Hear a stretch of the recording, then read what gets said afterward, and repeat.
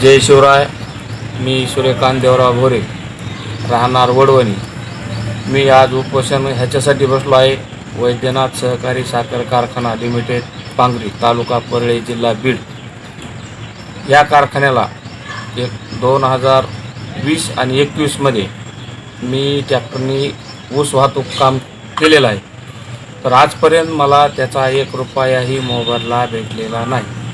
त्या अनुषंगाने मी आज उपोषण करत आहे. कारण 2-3 महिन्यापूर्वी कारखाना चालू असताना मी गेलो त्या कारखान्यावर, तर त्या तिथल्या कर्मचाऱ्यांनी मला बाहेर काढलं. त्याच्यामुळं आम्ही बाहेर आलो.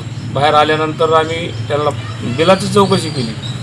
बिलाची चौकशी केल्यानंतर आम्हाला 1 रुपयाही आम्हाला खात्यावर पाडलेला नाही. आम्ही वैद्यनाथ बँकेचं खातं खोलायला लावलं आम्हाला ते बिल पाडण्यासाठी. 1000 रुपये खात्यात होते, त्यातले 200-300 घेऊन गेले. कामाचे तर वेगळेच, पण त्या खात्यावरले 100-200 रुपये गेले असते.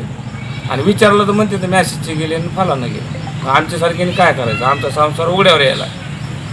बिल तात्काळ नाही दिलं तर हे उपोषण तर सुरू राहणारच आहे.